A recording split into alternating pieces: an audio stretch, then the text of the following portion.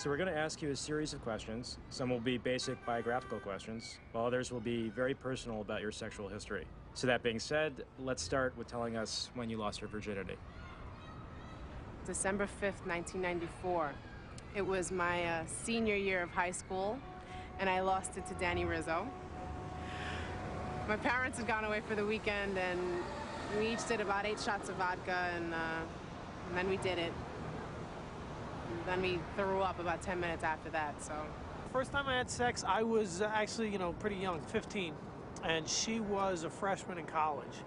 And it just kind of happened. I was hanging out with my friends in the parking lot in front of the A&P, just drinking some beers. And she kind of pulled into the parking lot in her dad's new Cadillac. And I don't know, we got to talking. Next thing I know, we're, in the back seat kind of going at it. So it was pretty cool because, I'd never been in a Cadillac before, so. I was a late bloomer. It was like my junior year of college.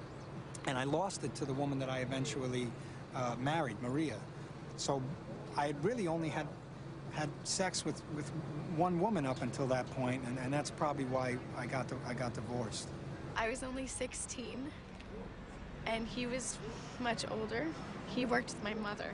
My parents got divorced when I was 9, and he used to come over to the house for dinners and parties and things. But then he started coming over when he knew that my mom wouldn't be home. And then just one thing kind of led to another. And before I even knew what was happening, I was having my first affair with a married man. When I first had sex, my dad drove me down from our apartment in the Bronx where we lived. And he took me down to the Upper East Side, some high-class whorehouse. And she said her name was Cherry Pie. I always liked that name, Cherry Pie. Well, let's just say I have a very clear image of her in my mental file. He was the sweetest guy in the world. We went to high school together, and we both wanted to wait till we got married because it was that Catholic thing. But I wanted to do it before my 18th birthday, so we went to this bed and breakfast in Saratoga, and we just made love for 3 straight days. And then, we went off to college, and we promised to be faithful to each other. And then what happened? Well, I was faithful for the first semester, and he came back after Christmas break and told me he was gay. So I guess he was a little sweeter than I would have liked. Okay, wait a second, Sue. I mean, this is unbelievable. I mean, come on. I don't even understand where this came from. I mean, how long have you been thinking about this? I mean, you just dropped this on me all of a sudden today? I mean, I don't even know what to say here. Okay? It's over. It's simple. Pack your shit. Get out by the weekend. No, seriously. I mean, this is like, this is like a shock to me. Look, I don't know what else you want me to say, okay? It's simple. It's not brain surgery. It's over. No, I want you to have your shit back up by the weekend. You're kidding me. I'm not kidding you. Well, when did this come about? Oh, my God. Give me a break. You know this was inevitable. Hey, look, if I thought that this was inevitable, I wouldn't have given up my apartment 6 months ago, would I? No. Don't you pin that on me. I didn't ask you to give up your apartment. No, but you did ask me to move in here with you, right? I mean, that I didn't fucking imagine, did I? What do you want me to say to you? You know what I'd like? How about a fucking explanation? Is that so much? An explanation? Why do you need an explanation? Why can't you just see the writing on the wall? Why can't I see the writing on the wall? Because the only thing I can see is this ugly friggin' painting that cost me a few grand. You want the painting? Because you can have the painting. No, I don't want the painting. What are you talking about? I got you the painting. I don't want it. Then what do you want from me? You know what I want? Come on, Sue. I just want you to talk to me. Just tell me why you're doing this. Where you going? Just tell me why you're doing this. I mean, this coming all the time, out of left field here. Do you want kids? Yeah, I want kids. We've already discussed this. When? As soon as you're ready. Guess what? Not ready. You ever notice how whenever you bring up kids, I change the subject? I don't want them. Ever. That was kind of harsh, because we were talking everything. Kids, marriage, the whole 9, and then she drops that on me out of the blue, so that was kind of tough, I told you moving in with her was a big mistake, didn't I? I know. Tommy, you are not the settling down type of guy. You're the type of guy that has to be out there every day making it happen, baby. Forget about that wife and kids crap. What is that with you anyway? You take it from somebody who's been there. A wife and children will drive you to an early grave. Now, take a look at me, for example, Tommy. Tommy, take a look at me, baby. I know, you're an animal. I'm an animal. I am twice as vital as any married man half my age. Ain't that right, sweetheart? So you keep telling me. Tell a kid how many women I've porked. Oh, enough to definitely make every woman sick to her stomach. 500, Tommy. Come on. I have had sex with 500 different women, and I left them all baying at the moon. You stick with me, kid, you can wind up with twice that many. So what was it? What was the fight about? I don't know, you know? I came home from work yesterday, everything seems fine, she's having a sandwich, the next thing I know, she's screaming at me and kicks me out of the apartment. She kicked you out? Well, I mean, it was her place. Tommy, she kicked you out? Well, that's unbelievable. In my day, I would have thrown her big ass right out the door. So, what do you need? Plates to stay for a couple of weeks? Huh? No, I can't ask you to do that. Look, I'll get a sublet until I find the new apartment. Why don't you go live in a box in an alley for a while, too? Listen, kid, as long as I'm breathing, you got a place to stay. You stay with me a couple of weeks, I'll get your head all straightened out. Oh, we'll sure. put that romantic idealism crap to bed once and for all. But for now, Tommy, I want you to do yourself a favor. I want you to go out and try to get laid. Because nothing heals a broken heart like a brand new piece of booty. Don't listen to him, please. Oy.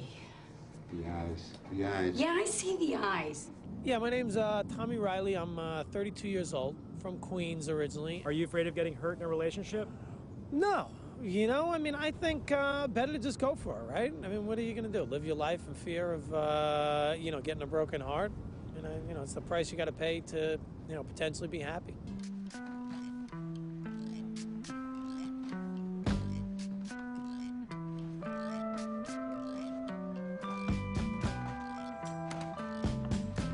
You said it's over here. Are you gonna rent that? Yeah. Definitely. Yeah, definitely. Why? Oh, just wondering, maybe you still hadn't made up your mind, you know, between the two? Just holding it in your hand. No, definitely. I'm definitely gonna rent this one. I give you.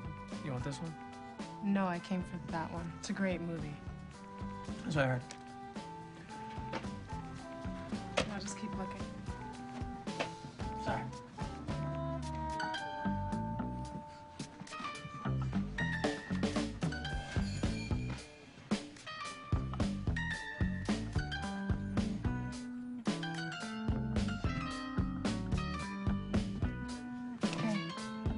Oh, hey, how you doing? Good. I was just wondering, have you seen this? No. It's really good. I mean, it's very different. Yeah, you know what? I mean, I'd love to help you out here, but I gotta watch this for work. Oh, really? You sure? They've got like a great selection of other Yeah, no, I know, but I gotta see this one. movies. No? Okay. There's nothing I can do to change your mind then? No. Okay, well, I tried, so. Yeah. Enjoy your movie. It's a great movie. All right. Good night. Excuse me. Hey. How you doing? Hi. Look, you know what? I was thinking, if you want the video that badly, why don't you give me your phone number? And then when I finish watching it tonight, I could give you a call and then maybe bring it over. No, I don't want to see it that badly, thank you. Oh, okay, because it seemed like back there, like there was some sort of emergency, like you needed to see it tonight or something. No. But you know what now? See, now you got me feeling like I'm some kind of shitheel, you know? Like, I should have given you the video back there, like it would have been like, you know, the gentlemanly thing to do. Well, it would have been, but you missed your opportunity. Well, then, you know, why don't you let me make it up to you, you know? Look, why don't we, you know, we go in here, get a cup of coffee, and we can talk, and... What, am I coming on too strong? You know, I just was thinking we could get some coffee and... Okay, how about this? In exchange for the video now, I'll give you my phone number, and if you call me later on this week, we'll do coffee then. But how do I know that you'll, you know, that you give me the right number? I mean, we are making a deal here.